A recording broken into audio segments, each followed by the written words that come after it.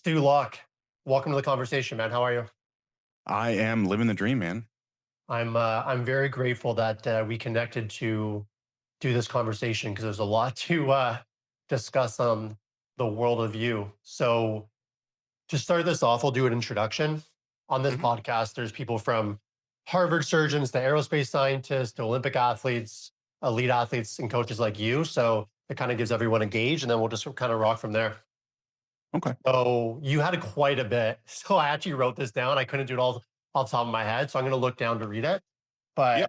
But anyways, I got you. You've been grinding the sport of powerlifting for over 15 years, probably 20-ish. You went from being the strongest personal trainer at Good Life from your bio to you building Kodak Barbell into what it is today, where the average athlete sticks with a company for 22 months Mhm. and 35% of your personal clients, athletes roster have been with you for over 4 years, which is impressive. Also, as an athlete, you came pretty elite with a 716-pound squat, 435-pound bench, and a 722-pound deadlift. Those were raw. Mhm. And then these days, you're posting about 1.5 times a day on average, sharing wisdom, strength, mindset, Christianity, overcoming massive obstacles, and keeping an optimistic view on life. Yeah. But it wasn't always like that. Everything No. shifted for you on December 18th, 2022, when you got baptized with your wife and gave your life to Christ. And then lastly, this is a great intro. As you sit here today, you're only about 5 weeks out from a medically induced coma where a freak genetic mutation turned what could have been the end of you. And during a routine surgery, you had a reaction which led to kidney failure, 108-degree fever. Your creatine kinase hit 88,000. You also got pneumonia and a blood clot in your left arm that you call Larry. You survived it, thankfully. You're back home Yeah. recovering and still Yeah. trying to get better every day. So, anyways, Yeah. that's a lot for you. And I think, yeah, it's a great intro. So, thank you for joining us. Of course. When you hear me say all of that, are you proud of what you've accomplished? It's interesting, right? So I had this conversation with myself probably last week. And, I think we try to accomplish, big goals or X or Y or Z with this belief. It's like, oh, if I accomplish this, you know, I'll get something that I currently don't have. And what I came to realize was it has nothing to do with that. And in actuality, like trying to accomplish those big goals or doing that sort of stuff, the goal at the end of it is the person that we become. And, I think for me, in spite of whatever I accomplished or didn't accomplish in powerlifting, when I look back on it and even just this most recent medical event, I'm like, yeah, I'm like actually pretty proud of what I was able to accomplish in spite of the obstacles in my way. What changed for you? Because I know you have a really, one of your pinned posts was kind of a transcendence, I think, in your mindset around that. Because one of the Yeah. things that you were open about was that you were so focused on powerlifting. hmm It was the only thing. I'm hmm paraphrasing, I might misquote you, but it made you show up as a bad husband and the list goes on. hmm So is all the medical stuff like the main thing that switched all of that, or was it Christianity, or was it a bunch of things altogether? So I think Christianity was always the root. And I think, when we left the hospital, they essentially told us they're like, you have to go to counseling. Like you can't just like go home and thug it out. Like you have to go talk to somebody. And the counselor we've been talking to, she said this thing where she said God has a funny way of pruning your idols from your life, right? So idols would be defined as anything that you rank hierarchically above your relationship with God. And, for me, that first, because I blew both my patellar tendons, destroyed both my knees, May 26th of 2024. And right after it happened, my buddy Parker sent me scripture, which is Luke 22:42. So, the context for that is it's the agony in the garden, right? So the night before Jesus is, to be taken into the hands of the Romans and he was betrayed by Judas and stuff. He's praying in the garden. He knows that it's coming. And Luke 22:42, Father, if you are willing, let this cup pass from me, but not my will, your will be done. And what I realized in that moment was my whims and wants and what I wanted to accomplish completely differed and were opposite to what God wanted and what God had called me to do. And in that moment, I was like, listen, like my legs don't even work. I can't even walk. The way that I've been trying to run and lead my life is absolutely not working. I had been baptized, 2 years prior, but I had still Christian in name only, I think is a better way to phrase it. And in that moment, I was like, oh, like I really have to fundamentally change a lot of the ways that I deal with a lot of things. Because I've tried to be the Lord of my life and it has led to me not being able to walk. I often tell people the two main ways that men change is another man leads by better example to them, or Mhm. they hit such a place like in a rock bottom situation that they fail so bad they decide to change. So it sounds Yeah. like yours was closer to a rock bottom situation and the trajectory of how you were showing up for others and yourself and the Lord uh, Mhm. wasn't ideal. Did I kind No, of hear and that it's right? yeah, absolutely. I want to backtrack for 1 second. So the Mhm. injury that happened when you blew out your two knees, patella tendons, Mhm. was that during a competition? Yeah, so it was a crazy story actually. So for about 2 weeks leading into the meet, it wasn't like normal pre-meet jitters, right? Like my prep had gone really well, right? Like my training total was like just shy of 1,900 pounds. I was like, oh, I'm probably looking at like 1930, 1940 in sleeves on the day. Was like pretty pumped about it, and I had this plan of like, do this meet, do another meet in December, hit that 2K in sleeves, right off into the sunset, right? And for about 2 weeks leading into the meet, I had like dread, like I knew something was going to happen, Hmm. and it wasn't. It was far more than any anxiety I've ever experienced, and you know, leading up to the meet, like I was praying that something would happen. I was like, maybe we get a storm and the gym floods. Maybe something with our Airbnb doesn't work out. Maybe the dog gets sick. Maybe my car breaks down, right? Like I was just hoping and praying that something would happen because I knew something bad was coming. And the day before, it was my wife's birthday, unfortunately. And I sat her down and I said, listen, I think something really bad is going to happen tomorrow. I'm either going to, like, something's going to happen to my knees or I'm going to tear my tricep. And she's like, listen, it's completely fine. It's just pre meet jitters. You just calm yourself down. Things are going to be fine. And then less than 24 hours later, both knees. Damn. Fuck. That's crazy. And your wife is an expert on Yeah. rehab and Yeah. physical training, which I find also uh, not ironic because I think that I actually what's the word, transitioned. I'm not fully immersed in the language yet to Christianity recently, and Hmm. probably where you were in 2022 versus where you are right now.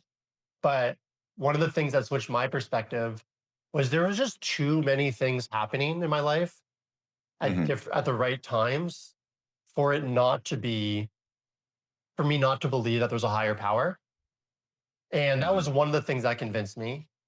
And I think that I try to think about removing right or wrong to finding your path towards Christianity and following God. Because I think everyone gets there maybe in different ways. But there was a bunch of crazy stories and things that lined up. And I was like, this has to be it.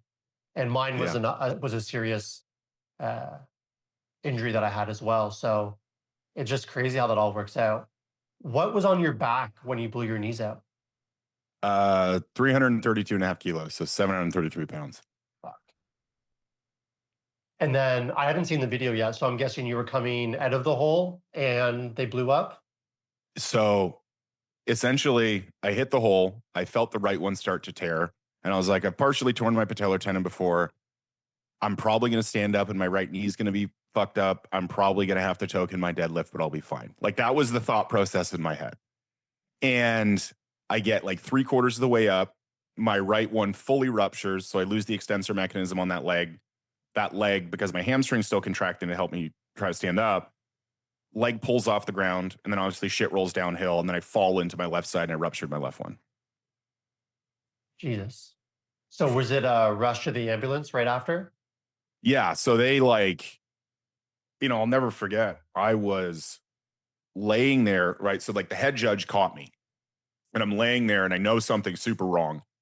And I look at my wife, and I was like, Jem, what do I do? And she's like, well, we have to get you standing up. And I went over, and they put me on a bench. And then obviously I dumped the bar, and they called the ambulance, and then very fortunate. So Dan Bell, who's one of the best powerlifters ever, he's a good buddy of mine. He showed up after I blew my knees out, and they were initially going to take me to another hospital. And so he's talking to the ambulance guys. He's like, "Where are you taking him?" And they're like, "We're going to take him to Halifax, which is the trauma center." He's like, "No, no, no, no, no. Do not take him to Halifax. Take him to Advent." And unbelievably grateful for that. And it was absolutely a blessing because Halifax has like one of the highest death rates post-operatively of any hospital in Florida. And Wow. so, yeah, so he was like, no, no, no, you're not going there. You're going to Advent. And so they took me to Advent, and they also have the best post-operative rehab floor in Florida. So, Damn. yeah. Crazy. Well, lucky Dan Bell was there to guide that. Holy Mhm. shit. And then what was the full surgery that you got? I'm not Yeah. familiar with So, a patellar tear or how that oh, recovery yeah. happens. Yeah. So essentially what happened was the right one. Typically what will happen in a patellar tendon tear is you have your patella, which is the kneecap, and then the tendon will snap right off the patella, and then they just stitch it back together. So my right side was like a completely normal standard patellar tendon rupture. Um, but I also avulsed my patellar tendon off of my tibial tuberosity. So essentially like where it connects down onto your shin bone, that also pulled off. So it pulled off the top, pulled off the bottom. And they had to, on that side, stitch it back onto the patella and then essentially postage stamp my patella or my patellar tendon back onto my shin bone on the right side. And then the left side, it's super, super uncommon. It ended up transecting right in the middle just because of the velocity of the injury. So they essentially just overlapped the tendon and stitched it in the middle. So that kneecap's like a half an inch lower. Yeah.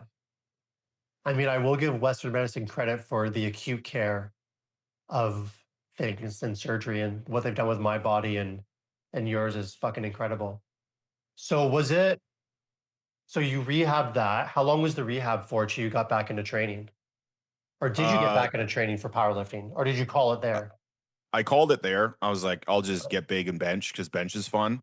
Um, and so I think the day we got home from the hospital, I went to the gym in the wheelchair.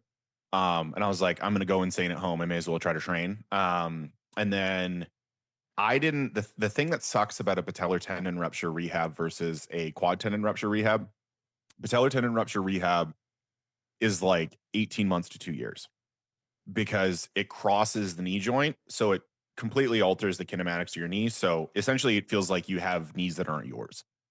And so I didn't get like my left leg still kind of messed up because that kneecap sits lower.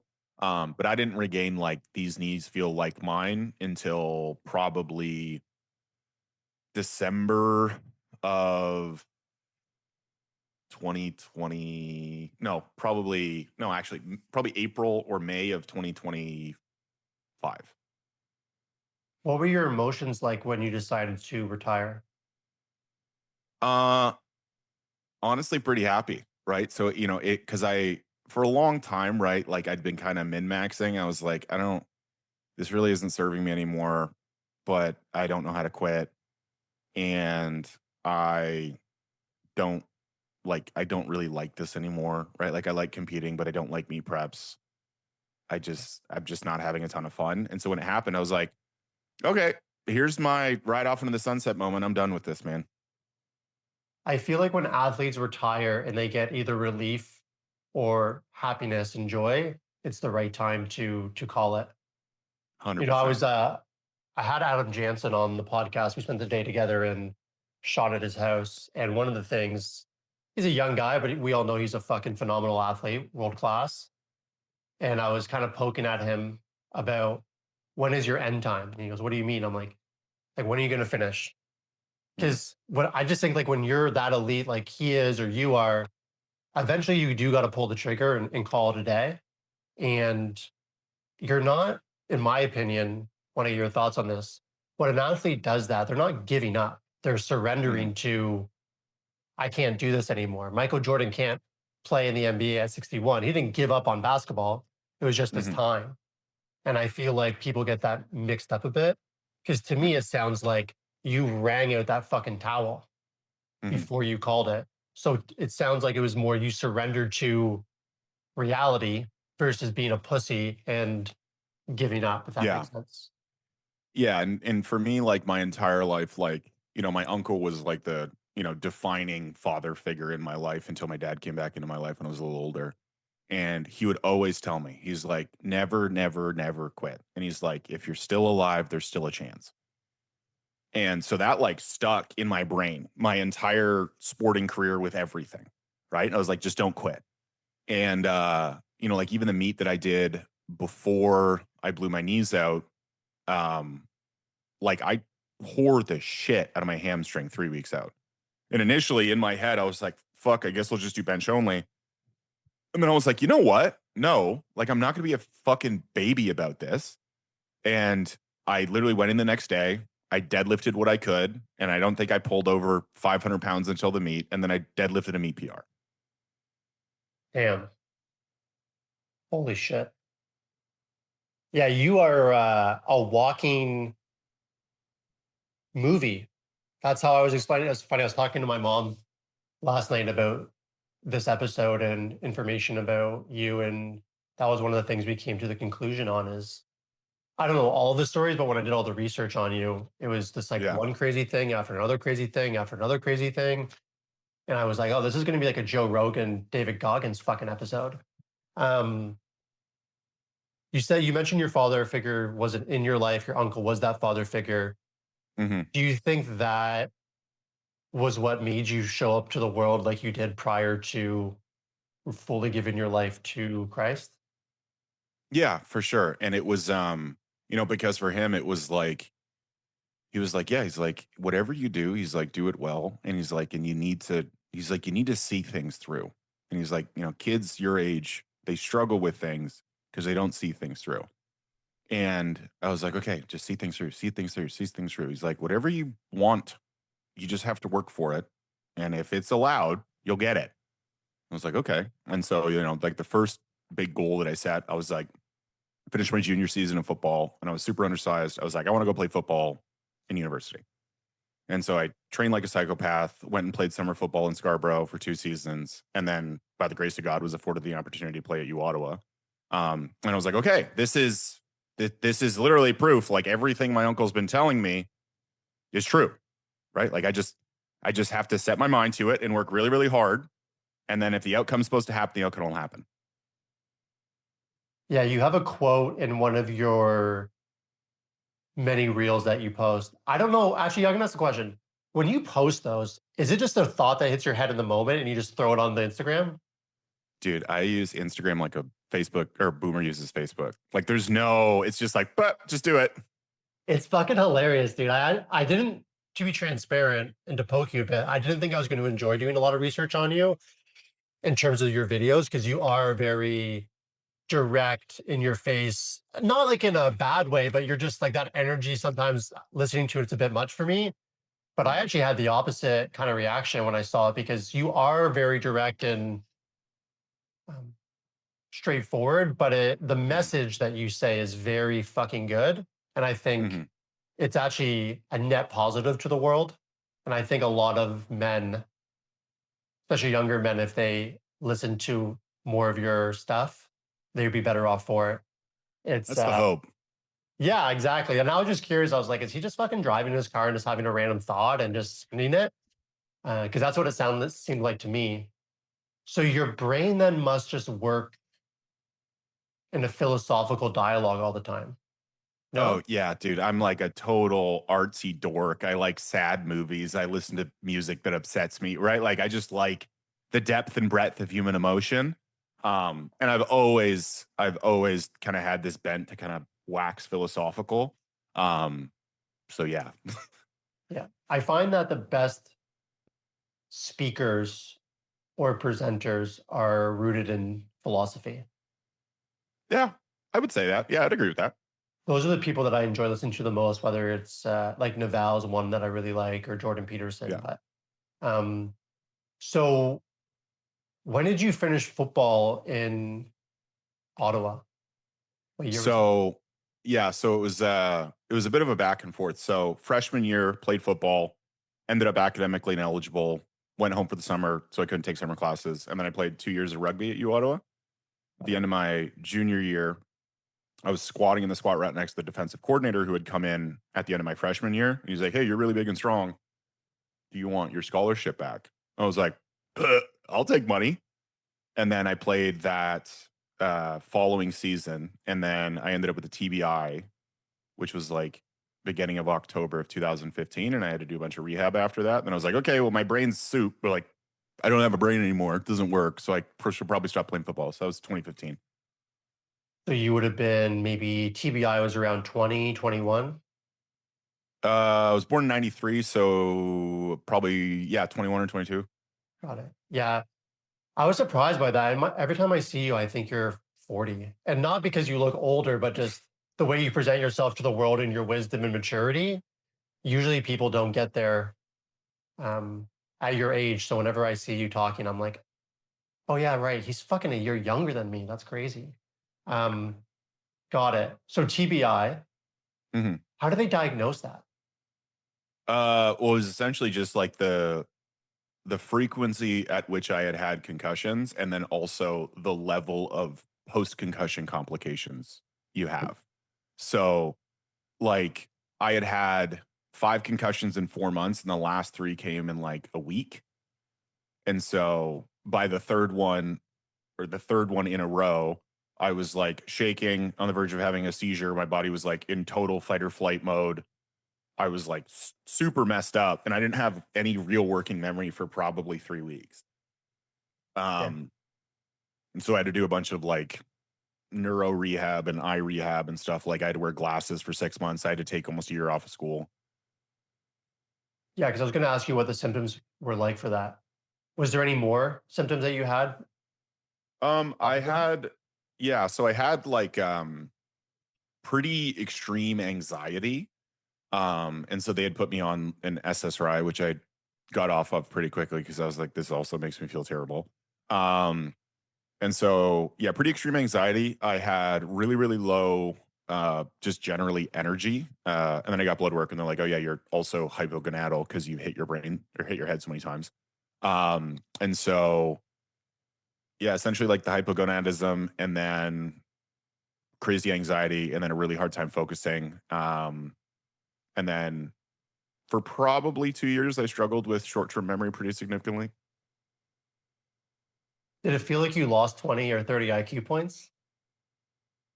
Yeah, 100%. Yeah. That's what I was thinking when you said that. I was like, he must have felt like an idiot because you're obviously someone who has, if you got tested, I would probably assume you're a bit above average for IQ. So then you go from that to feeling like you should be I don't know, a minimum wage, I'm not trying to hate, but like a minimum wage worker for the rest of your life because you Work at don't have Walmart. the Yeah. mental capacity from TBI. So how long do you think it took you to feel cognitively there and quick with it? Probably December of 2017. Got it. So 2 years and 2 months. And then during that recovery process, were you lifting at all or powerlifting at all? Yeah. Yeah. So I had done 2 meets in that time. Hmm. Fuck. And then did you end up taking any more medications for it after you got off the SSRIs? No, it was like even like the coming off of it was so bad. And I was like, I'll figure out something else. Cause if I'm having like brain zaps and stuff after being on this for 6 months and like titrating my dose down super slow, I was like, I don't want whatever this is doing, and I'll just deal with it another way. 100%. What SSRI did they put you on? I think it was called escitalopram. So I don't know what the name brand is, maybe Lexapro or something like that. Yeah, I think it's Lexapro. Because there's usually like Lexapro, Citralam or Citrulline or I don't know, Citralex or Sertraline. Cipralex, or either Cipralex. sertraline hydrochloride, and then the Cipralex is the one, and Lexapro is the other one. Yeah. I've taken Cymbalta for the medical issues that I had. And I remember one day I um Anyways, I left my medications at a friend's house and I went 3 days without it. And yeah, that's what happened with me. I started getting brain zaps and like feeling super sick. And that was definitely the worst medication to come off of. Yeah, it More hurts so bad than for you. more than opioids, more, and by the way, this is all prescriptions through just like Yeah. injuries I've had in my life. I'm not like a recreational user in that sense, but coming off opioids was not fun. But yeah, the SSRI was fucking brutal. Um, but again, that's not medical advice. Everyone talk to your fucking doctor. I'm not a fucking doctor. Get your own advice. So, how are you doing right now, man? Really good. Really good. Yeah. Yeah, like I think the clarity that you have after circumstances like that is really, um, if you lean into it, can be really transformational. And for me, it just became this, God pruning idols from my life. It became this really, really strong example of like, yeah, I'd left behind like the competitive powerlifting stuff, but like I still wanted to be this big, strong, jacked, right? I wanted that to be how people identify me, right? And very apropos that the issue that I ended up with, the primary thing that happens is you lose a bunch of muscle mass very quickly, right? And so it's like I got stripped down to the studs. Like I got out of the hospital, I was 235 pounds. I hadn't been 235 pounds since 2013. Hmm. Why did you want to be identified that way by people? You know what it is initially I think it was just like a low confidence kid hoping that it gets some kind of social recognition or whatever, feeling like less than. And then I think the longer it went on, even though the confidence had backfilled, it just became a learned behavior. It's like, oh, this is just who I am. Do you still feel like your identity to the world is important to you? Not as that, right? And I don't think the identity is anything other than like a follower of Christ and someone who preaches the gospel and evangelizes. Like I don't think any other label than that really matters. Interesting. A lot of people, and I know you're going to know a lot about this, but sometimes Mhm. I speak in a bit of layman's terms because everyone listening isn't going to have your knowledge on these specific topics. So I'm not trying to offend Mhm. you, but I'm sure you're familiar with identity crisis. Yeah. And I think that is predominantly, from what my understanding, with people who reach a high status in sports, or that's a very common theme. For young men who are doing, just say, football at a high level, which I would consider what you were doing at a university level, or elite powerlifting, when they transition out of that, you've seen it, Mhm. I've seen it. They start drinking or they don't go to the gym anymore. They let themselves go. You probably see people on Facebook that you knew 10 years ago, and you can tell they're just not healthy or happy with their life situation. What would you recommend for men in general when they're transitioning out of sport to not have such a identity crisis that it negatively impacts their life long term? It's he who cares less wins. So I think a lot of the times these people they have this identity crisis because absent of that, they don't really have anything else going on in their life. They have no other hobbies, they have no other things that they enjoy doing. And thankfully, when I went through the situation with my knees, when I left football, I did not have that, right? So I was stripped down to the studs, and I was like, I don't know who I am at all. But I had already gone through that kind of identity crisis, and so by the time my knee thing happened, I'd already set my life up in a way where I was like, you know what, like even if I don't have powerlifting, pretty much everything I have in my life is pretty great, and I've manufactured my life in a way that like from the time I get up to the time I go to bed, like I'm pretty happy and I'm pretty happy with where I'm at and I'm pretty happy with where I'm going. And so, and that big reconceptualization or shift happened with me when I was training with Dan Bell because this guy's just like shooting the shit. He's like drinking beers. He's got a full bottom lip in. You know what I mean? And he's just like going out, riding his motorcycle, whatever, comes in, trains. If it's a good day, awesome. If it's a bad day, awesome. And for him, he was a lot more process oriented than he was outcome oriented. And I think the problem with kids getting to a high level is outcome orientation, outcome orientation, outcome orientation. And they don't just focus on being present and making the best that they can out of each day. And because they don't understand, it's like there is going to be a last time you put on a football helmet. There is going to be a last time that you put a bar on your back and squat. And if you're not process oriented, you're going to look back on those times where you phoned it in, you gave half-ass effort, and you're going to be like, man, I wish I could have that back, right? Like I wish I could be running sprints with the guys at the end of practice again. And so it's like you kind of have to leave it all on the table. And me leaving powerlifting was super, super easy because I didn't make the same mistake I did when I left football. When I left football, I had transient work ethic. Sometimes I was great, sometimes I sucked, sometimes this is my playbook, sometimes I wasn't. And when I left powerlifting, I had none of those things. And so the transition out was super easy, right? I left no stone unturned. I literally went out on my shield and I did the best that I could. Yeah, I often tell people that no stones unturned leads to a peaceful loss. And yeah, you nailed it. Like I figured that was going to be somewhat of your answer, but that's a really great piece of being process oriented. Because I think if you, like you said, if you ask anyone, myself included, you, like if I went back in time, I would have spent way more time enjoying my training. Mhm. It was always, oh, I got to hit this 50-mile ultra marathon time or this many pull-ups in this many hours. And it was just kind of like that rumination took away the joy from a lot of my life. 100%.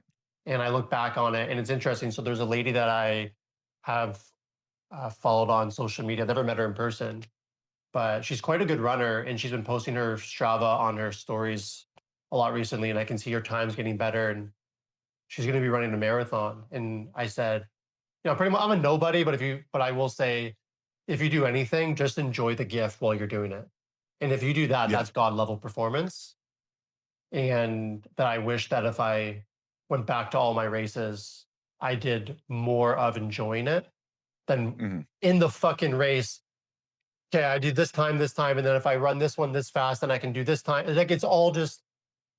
So I had one race that I switched my perspective and was just, well, fuck it, let's just enjoy it and not even Mhm. look at my watch. I turned my watch upside down, and it was the best race I've ever had. Yeah. So it's interesting how that works. Mhm. And so for you right now, your main focus outside of recovery and your relationship with God and your wife. So from a business standpoint, it's you're putting all your energy into your coaching business. Yeah.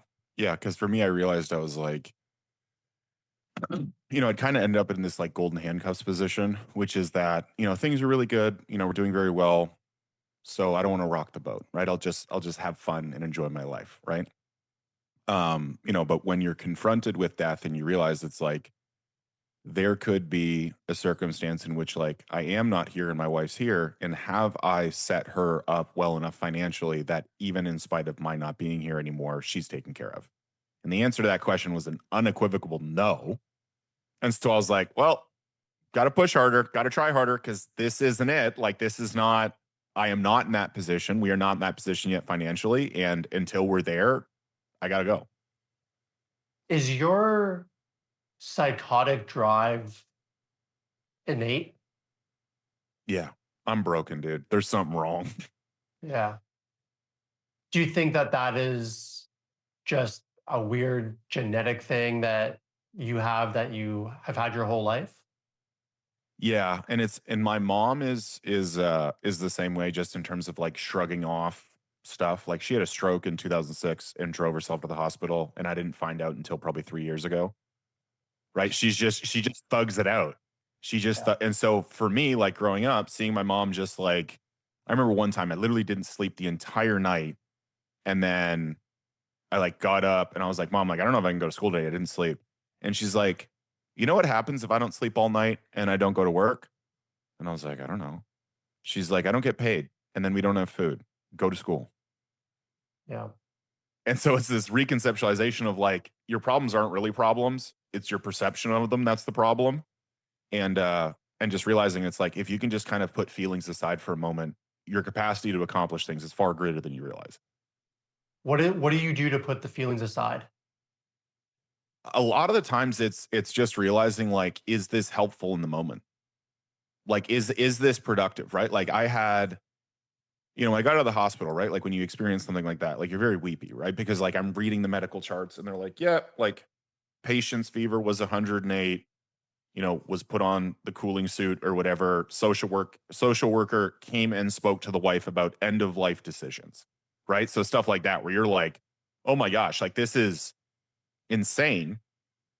And then I was kind of like ruminating on it, and I was like, oh my gosh, like, death anxiety, all of those sorts of things for probably 5 days. And then I was like, listen, like, this happened. It sucked. It's terrible. There's probably going to be stuff that comes up again in the future, but like, I can't perseverate on this topic. Like, it bears me no fruit to just sit here and think about what could have happened. Yeah. I mean, this conversation's kind of jokes for me because everything you're saying, and I'm not trying to gas you up because later we'll talk about our beef that we had back in the day, because you're the last person that I would intentionally try to gas up. But everything you're saying is just like on point of how everyone that I've done the podcast with thinks and operates when I spend time with them. So it's really cool. But you're able to express it in a great way. So I feel like I don't really need to say much today. You can just I'll just ask a couple questions after question, and you can just cook the whole time because I think there's a lot of really good takeaways there. Yeah, I think that people, or I'll just speak to men, if that's fair. Mhm. Think about, or they ruminate so much about any situation that you're right, their perception of it is not actually real or reality. And people live life on single player story mode, right? So Mhm. they're in this World of Warcraft kind of situation. Yeah. And it's actually not true. And the example that you and I would easily pull from is how many guys, when they're younger at the gym, think that people care. They have anxiety when I'm too skinny or going to the gym. No one actually gives a fuck. No, Mhm. everyone's at the gym. They're just focused on their shit. No one cares what you're doing. And I think that it's important, like you said, to ask yourself that question of, is this helping me right now? Mhm. I don't think sitting here crying about it is helping me. And so we No. should probably not do that. That being said, I guess I'll segue. Did you cry during those 5 days? Um, I got weepy, right? Like, I get home and I'm sitting there, and I'm getting home and I'm sitting there, and it's the Wednesday afternoon. I got discharged from the hospital at probably 10 a.m. and I'm sitting there in the afternoon trying to figure out, right? Like, I have clients who need programs, all kinds of stuff. And, kind of the weight and the gravity of it, like, definitely hit me. I was like, like, when I left to go to that surgery, like, that could have been the last time I ever sat in this chair, right? That could have been the last time I ever looked out the window behind me. And, and my wife and I, we definitely had circumstances where we cried together. And at one point it was just like, okay, like, like, this happened. This is terrible, but that's kind of where it ends. Um, and I think for me, realizing that, like, the timeline, because for me also, like, there's nothing to process because I wasn't there. And I think that's the thing that a lot of people, like, lose sight of the fact. It's like, dude, it's not like I had a ventilator tube in and had a feeding tube and all this stuff. Like, I wasn't conscious during any of that. I just woke up and I was really high for 24 hours. And then I was less high for another 24 hours. And then I just felt bad for like a week and a half. And that was it. I just felt like crap. Um, but outside of that, there's no fear to process. There's no anxiety to process. There's nothing. And I realized the longer I perseverated on what had happened to me, right? Because I was consumed with reading these medical records. The longer I perseverated on it, the worse my anxiety got. The more anxious I became. And I was like, okay, well, this is definitely clearly not working. And I had conversations with my wife about trying to piece together the timeline of things because things didn't really make sense to me. But once that processing was done and I just stopped torturing myself, it pretty quickly abated. But I was definitely not right for probably the 5 days after I got home or a week after I got home. Got it. Yeah, that was the only planned question I had for you today. I was up late last night. I was probably, I think I went to bed at 2:17. I'm usually in by midnight, but I stayed up late. And as I was going through your Instagram and everything online, that was the one question I was really thinking about. So I'm happy you were willing to be open and share it. But Yeah. you're a super open guy, so which makes me think you're probably pretty secure. Is actually, you know what? If you only had 30 seconds to give someone advice who's in a hospital and the situation is there might be a chance of survival, but there might be a chance of death, what would it be? Uh, you have to accept Jesus Christ as your Lord and Savior. Whatever you've done, if you ask for forgiveness, you're going to get it. And you need to understand if you survive, that it is a blessing and you have to live your life in a better way for Him. And if you don't survive, if you repent and you say, Jesus Christ, you're my Lord and Savior, you are going to go to heaven. And what comes next is way better than anything we have here. Got it. Yeah, that was great. The Are you familiar with Alcohol Anonymous? Alcoholics Anonymous? Yeah. Yeah. Sorry, Alcoholics Anonymous. Sorry, fuck. Yeah. So Yeah. the interesting thing about that is, so in 2017, Keith Humphreys and at Stanford, they did a Cochrane meta-analysis review, and he's in psychiatry and he specializes in addictions. He's been on Huberman. He's a world leading expert in it. And what they found is they went through all of the different modalities, whether that's therapy, detox centers, AA, what had the best outcome.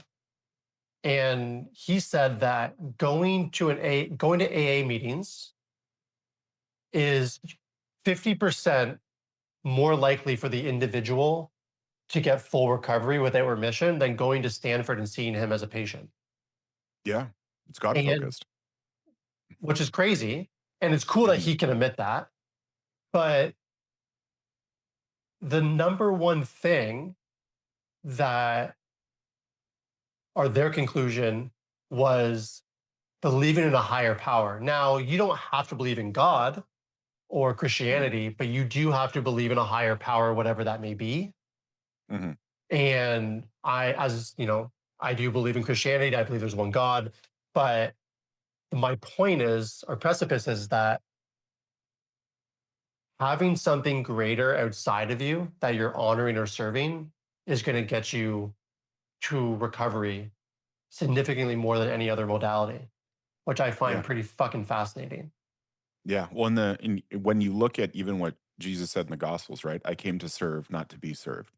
And the central tenet, right, in early, Narcotics Anonymous recovery or Alcoholics Anonymous recovery, right? Like you're either making the coffee or emptying ashtrays or putting chairs away. All of that is getting you because at its core, as bad as it sounds to say, addiction is a very me focused behavior, right? And a lot of the times people struggle to get out of it because they maintain that me focused behavior. And all that they do is it's these small acts of service for someone that's not you, right? It's like, okay, the chairs can be put away, put the chairs away. You have to empty the ashtrays. You have to do this, right? And it starts to have people reconceptualize of things. It's like, oh, I probably need to be more of service. And, Jesus said that 2,000 years ago, and people are still trying to work their way around it. You're not familiar with my life or career trajectory, and that's fine. This conversation is not about me, but I had someone in a very, very high role in a big company that I was involved in and worked for years. And there was one day where she came in and it was a shit show. And it was a shit show because there was no fucking dishwasher. Mhm. And she's this beautiful woman dressed in a nice dress, super wealthy, puts a fucking hair tie in, asks someone for a hair tie, walks in the dish pit, and just starts crushing dishes. And it's interesting because the reason why I'm going to segue this back into what you just said is also the best leaders of people follow that same principle. And Jesus was the best leader of people in history. So Hmm. I guess for me to go into the Christianity route, I had a gentleman on who's a very good friend of mine for 5 years. He's a Stanford aerospace scientist, and he converted to Christianity 2 years ago. And Hmm. he's like you. He can recite. It's incredible. Like the recall that you guys have is like it's like Charlie Kirk. It's just like insane. And one thing that I told him was one of the things that convinced me is that whenever I look at the Ten Commandments, Hmm. if I apply those to every decision I make, I've never made a bad decision since. Yeah. And there was a situation. It's a funny story because it's with him, and I'll share it quickly. Is there was a very, very beautiful woman who I haven't seen in a while who messaged me to hang out, and she was 2 hours away from me. This was a while ago now. Hmm. And I had some important things to do the next day, but I'm a man. I have, sexual drive, libido, testosterone, and the lust situation of just that whole process. And I remember texting him, and I forget what verse he sent me, but he sent me a verse about lust. And then I decided not to go. And obviously that was the right decision because the next day I had some important family shit. And how fucking Hmm. crazy would it be if I decided to go on this lustful endeavor on a 2 hour drive? And that's Hmm. just one very small story. But if you zoom out and look through everyone's viewpoint through life, if you followed those, it's probably impossible to make a bad decision. Do you agree? Oh, 100%. And I think I mean, even if you just follow the first two, right? Love the Lord your God with all your heart, no false idols, right? If you just do that, 90% of it's taken care of, because I think what a lot of people is, they view it as like a measuring stick. It's like, how I'm going to measure up, how I'm going to measure up. We're not going to. That's why Jesus came, right? Like, even in, it's like, thou shalt not murder, right? Jesus comes and he says, I say whoever has, hatred against his brother in his heart has committed murder, right? So it's like we're already violating the 10 commandments, and Jesus came to absolve us of that sin and to be our savior, right? We're a sinner in need of a savior, consequences of living in a fallen world. And if you just love the Lord your God with all your heart, have no false idols, and just keep your mind focused on God in your day-to-day interactions, your heart's going to change. Your behaviors are going to change. And the reason I think why Christians early on in their journey of faith struggle, one, because you have now entered into a supernatural war and there's two people playing for your soul, but two, that heart posture hasn't changed yet. And the consistent daily behavior of, okay, how do I advance the kingdom today, isn't there yet. Yeah. Yeah. Very well said. And early in the conversation, if you remember, I said the two ways that change people is someone leading by better example or you hit rock bottom. And I had someone in real life, a boss that I got, and I'm just super lucky. Like I'm so lucky because I got to spend time with this gentleman very closely. And everything that he did was the opposite of what I would do. And Mhm. he was this loved leader of so many people, and no one really liked working for me. And so I obviously started shifting and changing and following his lead. But then if you zoom out and go to even a higher level, which is obviously God, he's the highest level, you're going to be even that much more than someone who's really good in reality. Yeah. And I did Bible study for the first time in my life, I think 6 months ago.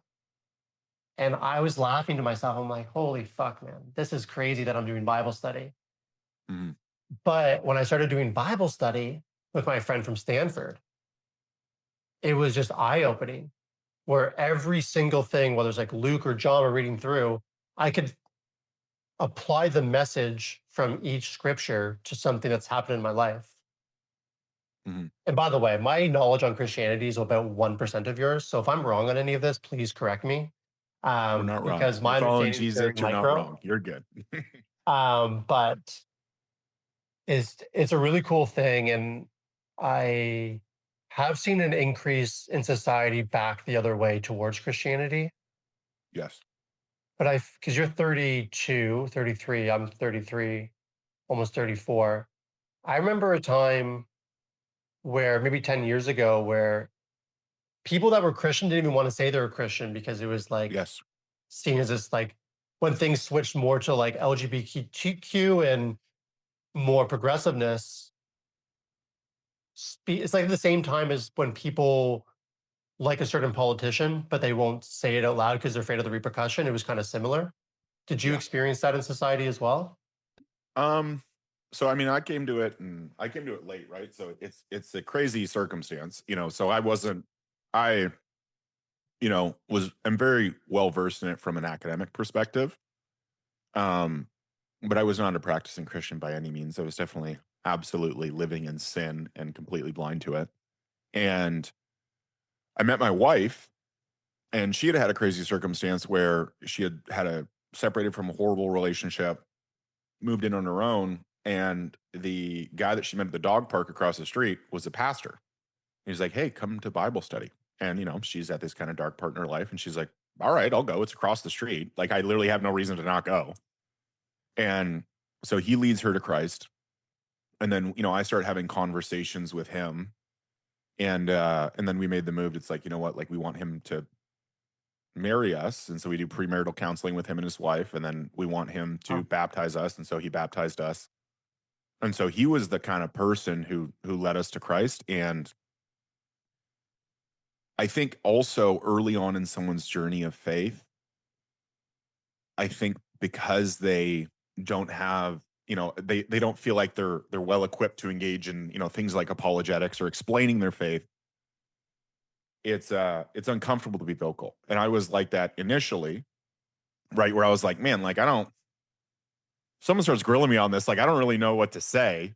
Um, like I very well understand the historicity of the early church, and I understand everything from a historical perspective, but I don't understand the theology whatsoever.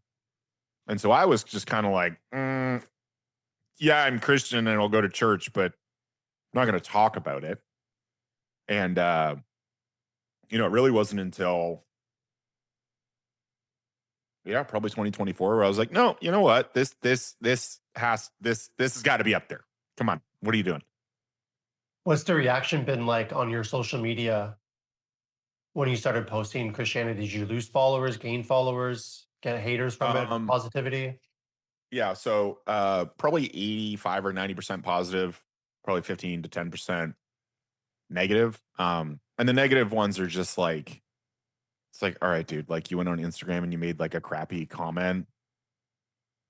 Great. If you want to have an actual apologetics conversation about why you're wrong, we can do that, but you have no intention. So I have no intention of entertaining it. Yeah, that makes sense. I've only seen you, I think, once in person, maybe twice. I'm 6 feet, 180, 190. You felt like you were double my size. And maybe it's a weird question, but because you're so big and jacked, do you find that people are like super intimidated by you? Because practicing Christianity must be so much harder in reality when you go to talk to someone and it's like, holy fuck, this big guy's fucking, you know what I mean? And it's my wife says I'm the scariest man on the planet until you talk to me. And it definitely in new rooms, I think people are kind of like, this guy looks like a drug dealer. I don't know if I want to talk to him. Like he looks like he's been to jail. Um, but pretty quickly, thankfully that fades. But I've definitely had interactions with people where they're like kind of sussing me out because they're like, I don't know what this guy's about because he's kind of like loud and outgoing and talking to everyone and this is kind of overwhelming. And I'm like, yeah, I'm not scary though. I'm not gonna beat you up. Like I'm a normal person. Yeah, I've had a few people on who have a different kind of appearance or stature, and I'm curious because I blend into the room as well as anyone, so I don't have that situation. So I was just curious. And then, so for right now, are you still training? You're still benching and doing upper body, but not in the competitive sense.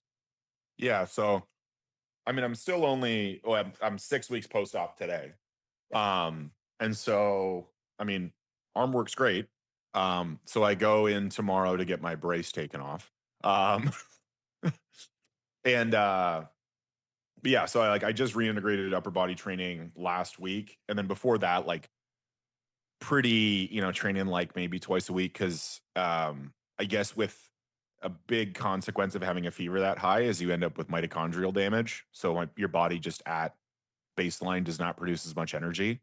So it's really only been in the last 2 weeks where I feel like I have enough energy to go to about my day-to-day life. But for probably the first month, I was like, dude, this is rough. Like I couldn't sleep when I got home. I had hiccups for 3 days straight and then also didn't sleep for 3 days because the hiccups wouldn't stop. And I was like, that actually may be a form of torture. If they can figure out how to give people hiccups and they don't go away, that may be the most effective form of torture ever. Because by day 3, I was like, I have to go to urgent care or something because this isn't stopping. Yeah. And so it's like I wasn't sleeping, felt like crap. Like I took a walk around the block and I was like so tired that I had to come home and like have a nap.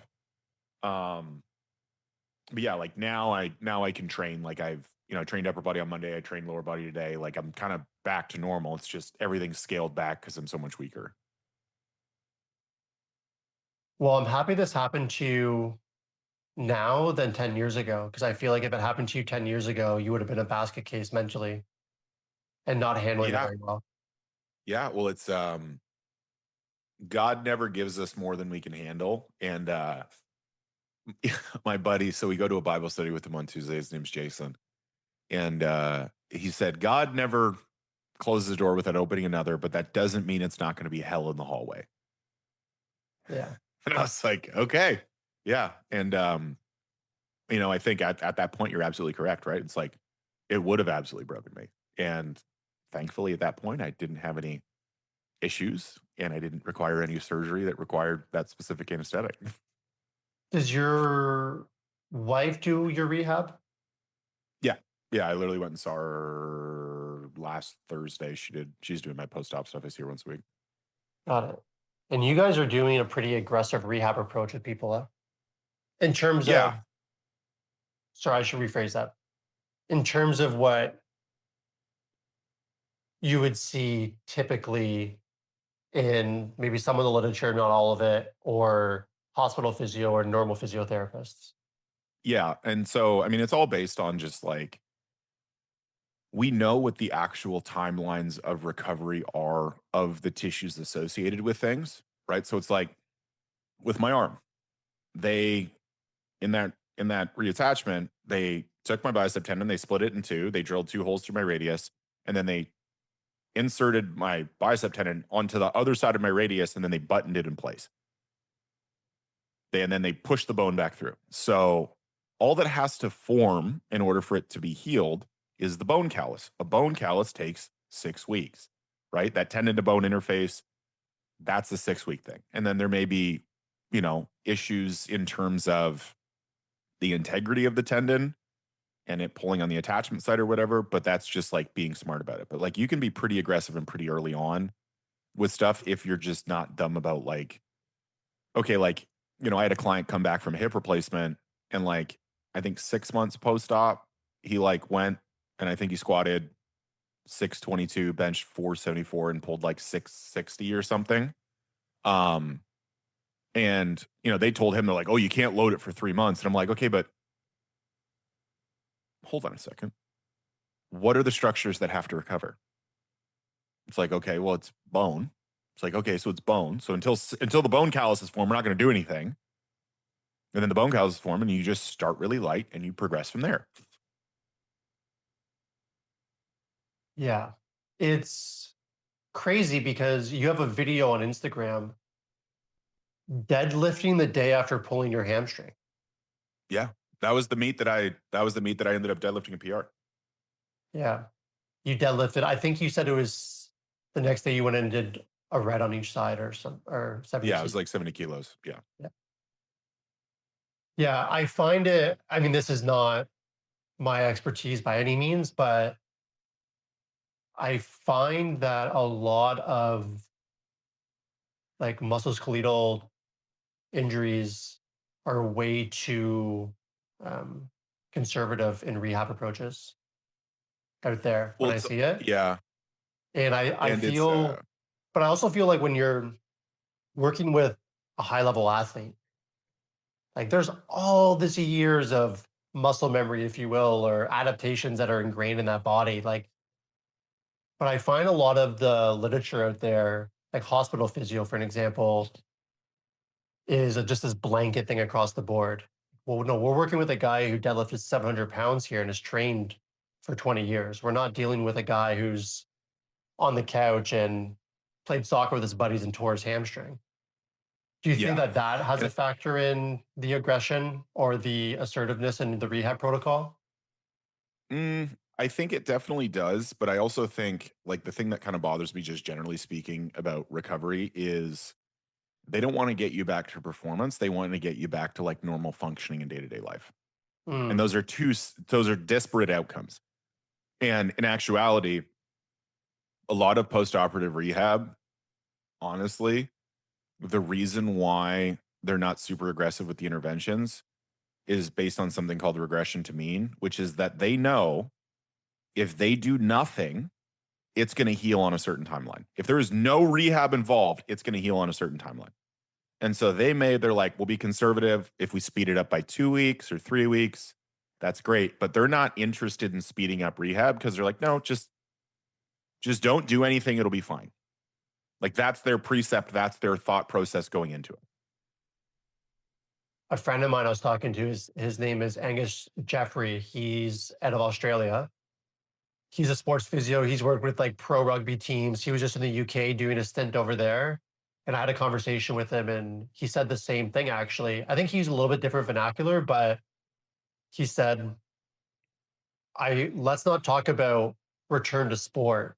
Let's talk about return to performance, Mhm. right? Like if you're, I don't know, a 3 hour marathoner, return to sport could technically mean you go out and run 5 hour marathon and then you can check off in the study you return to sport. But I think when I look through some of the literature, I see a lot of that terminology of return to sport, but I'm always curious of, but did they perform to the same level? Because that's a big distinction, right?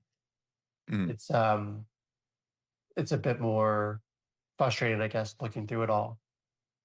It was interesting. So for me, and why one of the main reasons too that I want to do this conversation is that I also had a life and death situation, and January 1st, 2022, I got pretty sick. Long story short, went to the ICU once. They gave me IVs, went home, got way worse. Thankfully, my friend, Dr. Rav, great guy, pretty much saved my life, told me, you got to go back to the ICU. I went to the ICU. They're like, we're going to give you IVs and go back home. And my mouth was so dry, they're just giving you ice chips, you know the deal. And I laid there, the worst pain I've ever been in my life, way harder, way more pain than running 100 miles or doing 2,000 pull ups. And I looked at the doctor and I said, if I leave here today, you're going to have a 29 dead man on your conscious. So they, all right, we'll Mhm. give you an x ray. So the nurses carry me over. I do an x ray, come back in the room, laying there in agonizing pain. He walks in and goes, yeah, we have to admit you to the ICU right now. Fucking wheel at the stretcher. They're putting all this shit on me. I'm like half blacking out. I don't remember most of that night, but I ended up getting severe pneumonia. My lungs just covered in it. My oxygen saturation levels got below 80. My CP protein was about 95 to 100. And they basically said if your oxygen levels go below 70, you go into intensive care on a ventilator. And if you get there, you have about a 10% chance of survival. So I was in the ICU for 13 days. I lost about 25 pounds. And by April, I was training every day with my friend who was a JT F2 operator. So people listening, Navy SEALs of Canada. And people thought it was crazy. But I took the same kind of approach where it was Mhm. aggressive. Where it's like, okay, I'm going to do walk a block, okay, now 2 blocks, 3 blocks, and then progress. and move my body every day and not take this approach of, oh, you maybe you'll never get back there, or you're going to take a year or two. And the reason why I wanted to share this story and touch on this topic is for people listening, I think you should try to find someone who's going to be giving you an approach that's more progressive or more than you think you should be doing, right? Yeah. Because with my physio and coach, it was some of the stuff he had me doing, I was like doubting it. I don't know if I can do that. And then I would do it. I'm like, oh, I can do that. Oh, I can do this way faster and way more progressive. So I think it's important to share that with people that you can do it in a faster timeline than you think. Mhm. So I really want to dive deep into this whole process of your Mhm. surgery Yeah. for the rest of our time together. What was the initial surgery that you were at the surgery center for? Yeah. So it was just a distal bicep tendon reattachment. So I'm the forwards coach for University of North Florida rugby team, and was doing a drill with a kid. Messed up the drill. My arm was outstretched. He ran into my arm outstretched, ruptured my distal bicep tendon. And so, I'm sorry to cut you off. thankfully, I hate cutting yeah, people off. Can you just do you mind just giving timelines when yeah. this all So that happened? Just was, in my head. yes, that was 2 weeks before. Let me check my calendar. So that was 2 weeks before. So I ruptured my distal bicep tendon on December 3rd. So December 3rd, ruptured my distal bicep tendon. December 4th, my wife gets me in for an MRI because chiropractors can order MRIs in America, which is amazing. So go in for my MRI.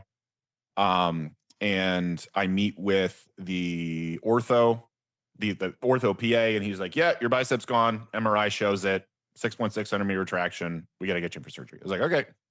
Um, and so they had scheduled me for surgery on December 17th.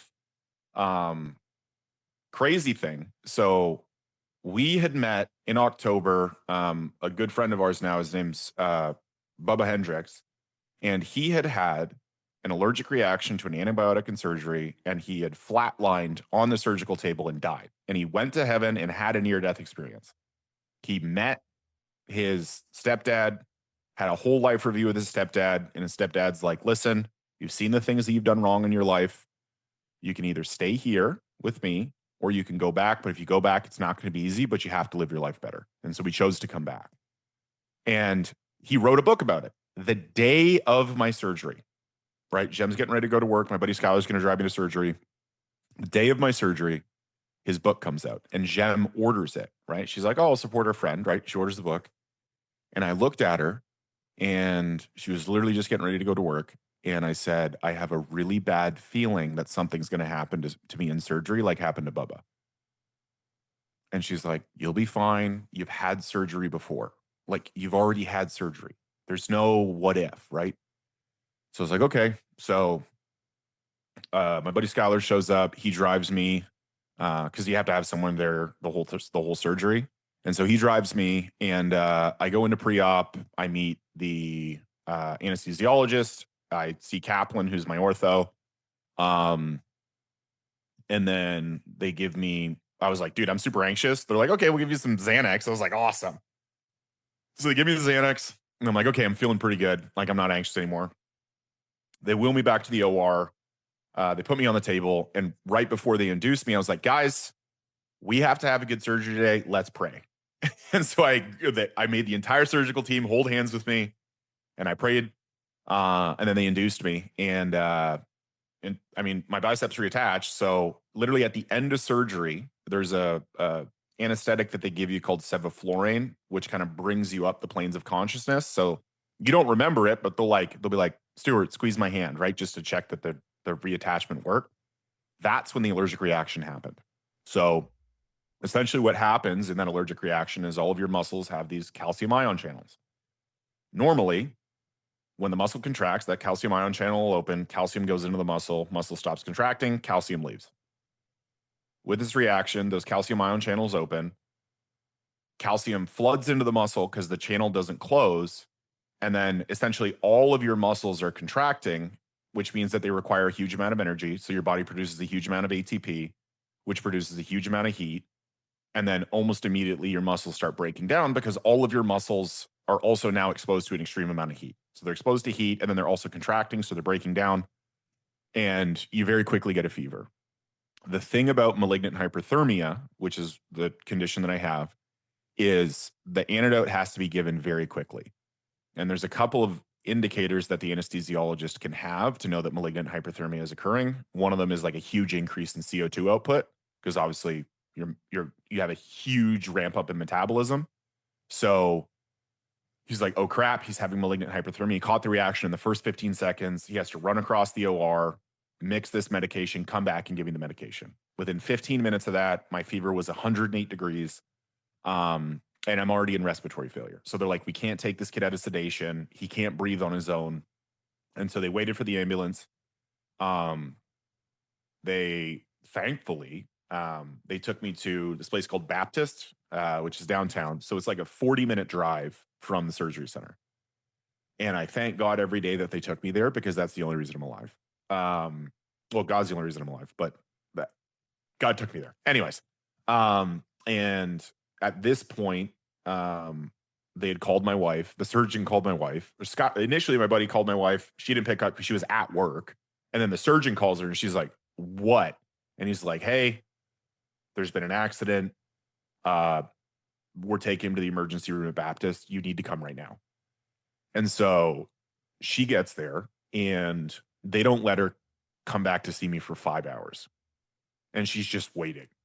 And so eventually she goes back and I'm on a ventilator. I'm in a coma. And they're explaining to her, they're like, listen, like the reaction was super bad. When he showed up, his potassium was 7.2. So for those listening, potassium above 6, the chances of you having a cardiac event are pretty high. Above 7, the chances of you having a cardiac event are 100%, and it's probably within the next couple of minutes. So on admission, my potassium was 7.2, and God delivered me through that, right? Like, pretty reasonable to assume that my potassium was very high for a long time, and my heart didn't stop. And so, already in respiratory failure, they have me in this coma, and they wheel me upstairs to the ICU. And they tell her, they're like, listen, we don't know how long he's going to have to be in this coma or on a ventilator. But, you should start telling your family. So she calls my mom. My mom, thankfully, is a nurse. So she's like, okay, these are the questions you have to ask. These are the things you need to do. We're in this together. And so make it through the night. They control my fever. And then the next day, at this point, because of the rhabdo, right, the muscles breaking down, I'm in kidney failure. So my creatinine kinase at that point had gone up to, I don't know, 35,000, 36,000.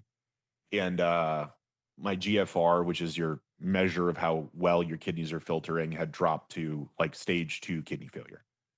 And so seemed to stabilize the next day. And then the Thursday night, my body tries to like completely like control alt delete end process, like end it all. And in a very small proportion of cases, in malignant hyperthermia cases, you end up with something called recommitting, which is that the reaction comes back and the reaction's worse. And so my fever spikes up to 108 degrees for the second time. And at this point, they're like, we don't know if he's going to make it through the night. And so like they had a social worker come and talk to my wife about like, if he passes away tonight, what are we doing? What are his end of life wishes? If he codes tonight, are we performing CPR? Horrible things. And the next morning, by the grace of God, thanks to Jennifer Fulton, who's the ICU doctor at Baptist Health in Jacksonville, I make it through the night. And the next morning, my body's destroyed. My creatinine kinase is now at 88,000. So it's jumped up 50,000 points from the day before. I'm in end stage kidney failure. And they're like, we have to put him on dialysis tomorrow. Like his kidneys are done. And so at this point, my wife calls my buddy Skyler, who was the one that took me to surgery. And when they told him, they were like, Yeah, we're just taking him to the ER just to like be safe. Like we don't have the tools here to deal with it. And he's like, okay. And so he goes home, and in his head, it's like, oh, he went to the ER and he went home. You know what I mean? Like, okay. And then he's recovering from surgery. I guess he's just sleeping, right? Doesn't really think anything of it. And my wife calls him and my buddy Paul on the Friday morning, and she tells him, she's like, he might, like, he's in a really bad way. He might not be here. Like, you have to come. And, the Thursday, the first day, like, my buddy Ryan and his wife were praying over me the entire day. And the Friday, Skylar had been in Israel over the summer, and he had gone to the Church of the Holy Sepulchre. Church of the Holy Sepulchre is significant because the tomb that Jesus was buried in, which is Joseph of Arimathea's tomb, is at the Church of the Holy Sepulchre. So it's a very holy place. You can see where Mary watched Jesus be crucified from. You can see the rock that split when he died. Like it's one of the holiest sites in all of, it is the holiest site in all of Christianity.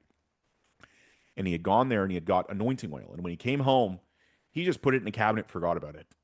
And he comes down. So he's like, I'll be right there. And so he drives.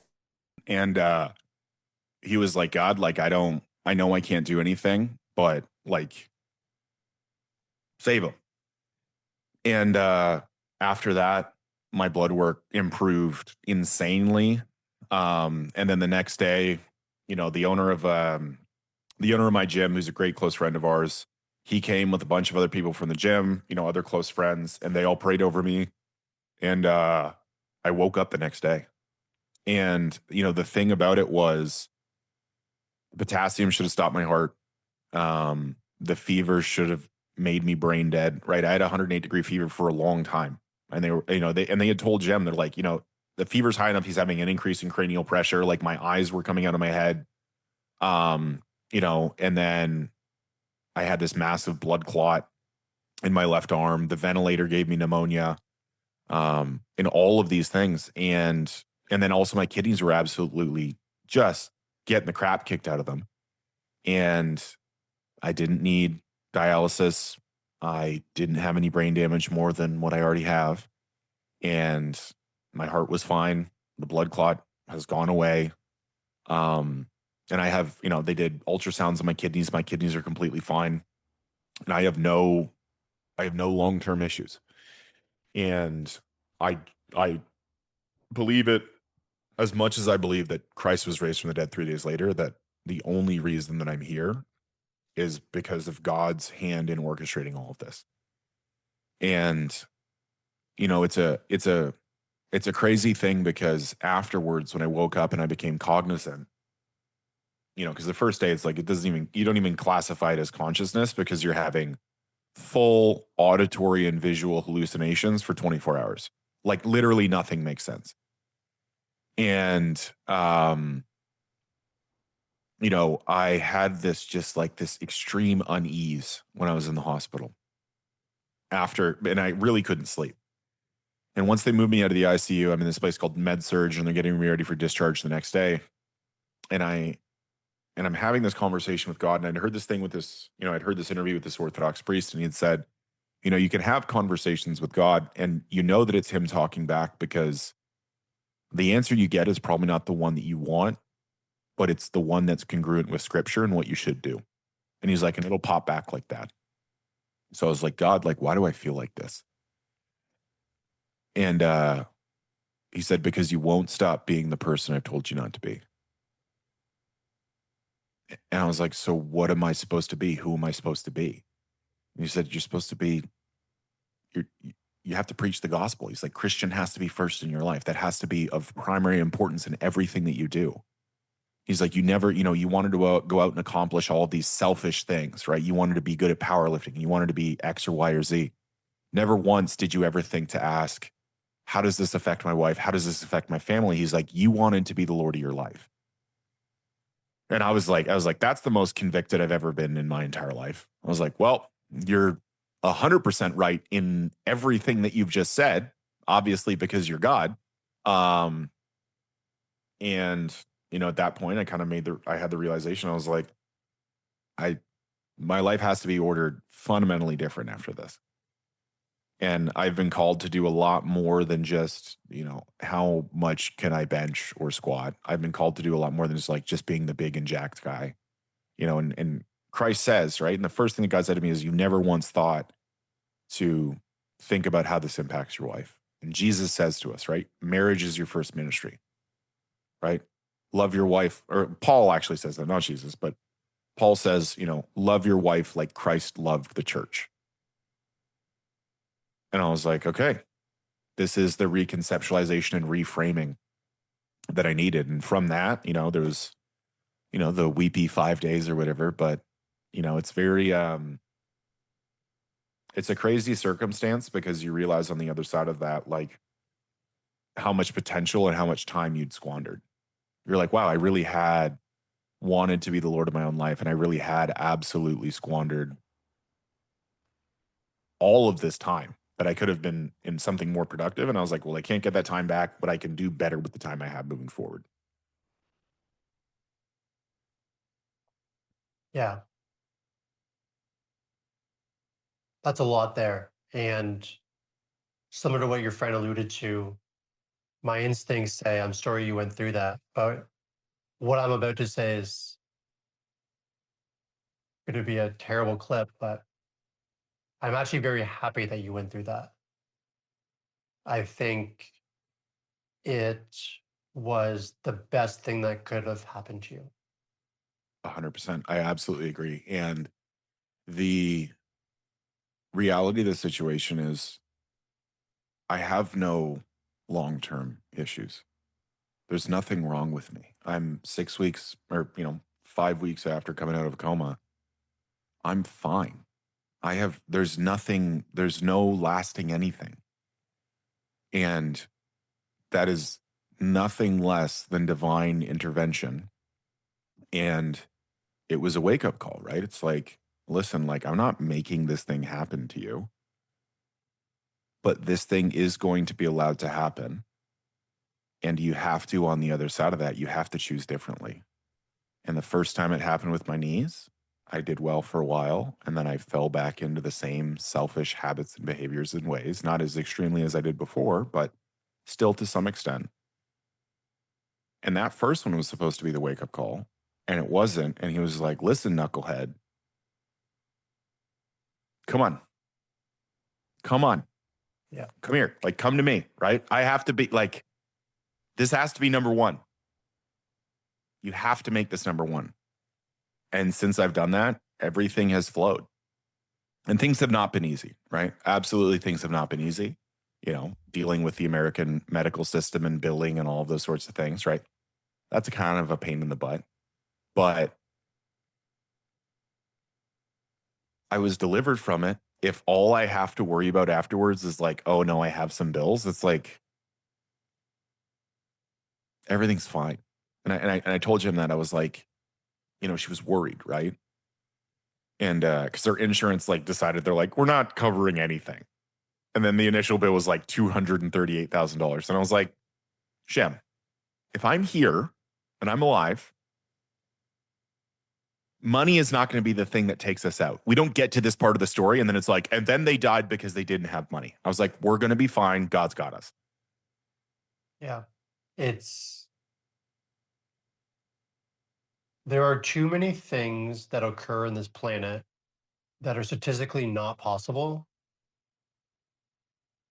to make me believe that God isn't real. Like God, it has to be real.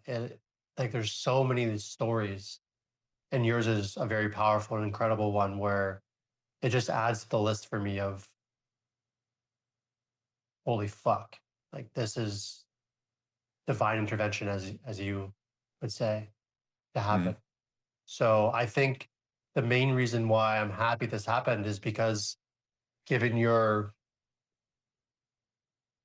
ways of being and how you present yourself to the world, a lot of people are going to hear a even better message than previously. And I think it's going to continue to grow. And it's probably because you decided to actually go all in on this in your relationship with God.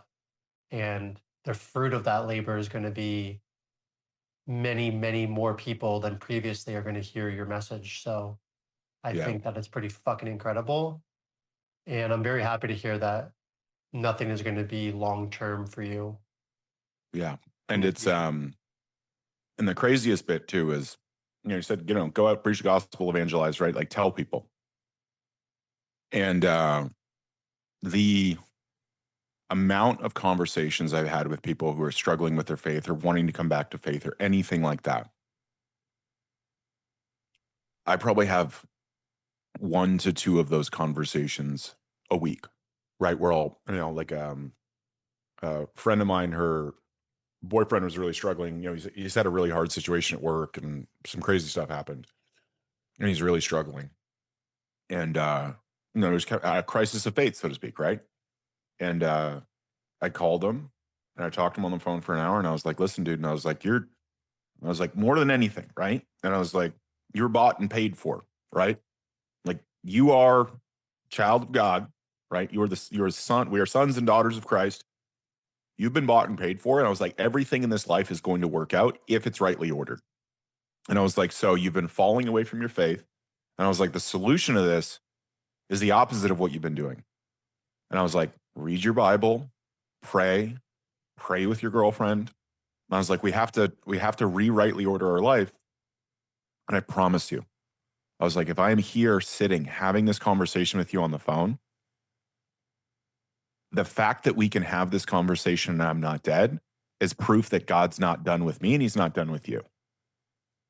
And just stuff like that. Like I had a close friend of mine, his dad was in hospice. And he was like, hey, you know what? I think the old man's going upstairs today. Do you mind calling and praying over him? I was like, well, I have no idea how to do this, but I'll figure something out. And I called and I prayed over him. And, he had a lot of peace from it. His wife had a lot of peace from it. My friend had a lot of peace from it. And he went home to be with the Lord that night. And never in a million years had I not been so vocal after I got out about, the deliverance that I had. If I hadn't done what he told me, I wouldn't have been, afforded those privileges and those opportunities, right? Like the weight of someone asking you to essentially give last rites to their parent on their deathbed, right? And it's a heavy circumstance, but it's just additional proof that God's got more for me. Yeah. Sorry. That's why I had the ginger tea with me today. I woke up with a little bit of a sore throat and I refuse to allow myself not to do this episode. So, yeah, I think that's a very powerful share. And it's crazy you're still here, but it all makes sense, man, as I heard more of your story and what you're up to. And I also don't think your approach is too in your face either, right? Mhm. Where when I looked through your Instagram, it wasn't this in your face preaching all the time. Like you do share very great information, but it's done in a very welcoming and tasteful way, which I also think is important. You're Mhm. not kicking down people's doors to convince them, but you're sharing it in a very positive way. And I know that you can't speak for her, but I do hope your wife is in good spirits and doing okay right now. Because I Yeah, know that we're that's heavy, but yeah, it's I mean, she dealt with a lot more than I did. She didn't sleep for the first 3 days until literally my buddy Paul Hewitt showed up and he's like he drove like she told him that Friday morning. He's like she told him at 6:30 in the morning or she told him the night before he woke up and he's like, "Oh crap." 5 minutes later, he's like, "I'm in the car, I'm on the way." And he showed up and he's like, "You need to go home, you need to have a shower, you need to eat something and you need to sleep." Like you can't you have to go. And that guy stayed with me for like multiple nights in a row so that she could actually sleep. And she's coming out of it now. But it was a really hard month. right? Because your body's just in fight or flight. And what I didn't realize too is people get like ICU PTSD, and you don't even have to be the person that was sick, right? Just the whole circumstance is just so jarring, right? You know, having been in the ICU, right? There's monitors on you, and the lights are bright, and you can't really sleep because the bed's not comfortable. And it's just like all of that stuff just leads into, your essentially your body being in absolute fight or flight. And then also when you're in fight or flight, you're not coding memories. And if you're not coding memories, that's the recipe for PTSD. Yeah, you're absolutely right. And because you brought it up, I'll touch on it. I was diagnosed with PTSD, um, and part of that process was my experience in the ICU and some other things that happened over the next year or so. I'm in a much better situation now, but I had suicidal ideation in July 2024, Hmm. and I was actually looking into MAID, and I had undiagnosed chronic, terrible, miserable pain all the time. And yeah, it got really bad. But so I know the ICU can do that for patients. I never thought about it from the viewpoint of doing it for significant others until now. So that's definitely something for me that I just learned. Hmm. And it's fucking tough, man. It's It's fucking, crazy. it's, yeah, you're right. Like, fuck. It's almost hard for me to speak about it just because that ICU, especially when I was there, for me, there wasn't any visitors allowed during COVID. Right. So I'm there for 13 days and I'm just calling my mom. And yeah, there was a time, right, where I had a conversation where it was, this is could be the last time if that is it, like anything you want me to know or learn or take with me or pass on. So those things fucking eat at you. I'm glad you have a good support system. And my recommendation for everyone listening is to talk and share. And maybe not everyone wants to put their faith in God, which I would recommend. I think it's important to resource friends and family and share and work through that instead of just trying to cope on your own and Yeah. self-destruct into misery. I think that's not going to do anyone any favors. So there is healing. If Stu and I guess me to a certain extent can overcome all of these things to a better side, I think anyone can. And I don't think that you and I, no matter what painting that people brush us with, are anything above just average men who, are a bit, maybe a little bit more disciplined, but we're not super geniuses or godlike figures. We're just normal average men. And if you and I can do it, I believe that anyone else can. So I think that's important for me to share. And then I know you got to go at 5. So I am going to wrap this up on our 6 years ago. You and I were powerlifting coaching. We had disagreements. It led to social media and making posts and making fun of each other. And I do want to sincerely apologize to you today for my You behavior. don't have to, dude. When I look at me pre COVID, and I even look at me, it's been sanctification is a slow process, as they say, right? I look at me pre any of the actual bad stuff happening to me, I would punch myself in the face. So there is no apology needed because in actuality, um, there's like anyone would respond that way, right? It's like, yeah, my wife says it. She's like, she's like, your problem with arguing is you don't argue for a solution, you argue to win. I was like, yeah, it's a super toxic trait. I know. Um, Mhm. but yeah, there's literally zero apology needed. If anything, I apologize to you for uh, bearing the brunt of my ego. Yeah, I appreciate that.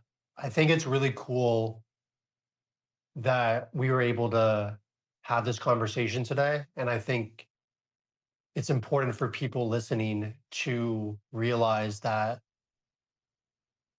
letting your ego get in the way and treating people poorly is disadvantageous to everyone involved, including yourself, because through this conversation, I've quickly learned your knowledge and wisdom is very vast. And if I took a different approach, we could have been friends over the last 5 years and I could have learned a lot more, and which then would have been a byproduct that led me to teaching better across the board and more people, and the ripple effect continues. So I'm glad we were able to do our own journeys through ICUs and finding God in different ways to grow and become what I would consider men instead of boys, and have this conversation, because there's a lot of things shared today that are going to benefit a lot of people. And I can't wait to clip this and post it. I am fast tracking everything. So I had you slotted for February 16th. Okay. I'm going to launch it. This is too good of a story for me to wait. So I'm going to get this out. I got the fucking general of the Canadian military, Adam Jansen, and then you. Okay.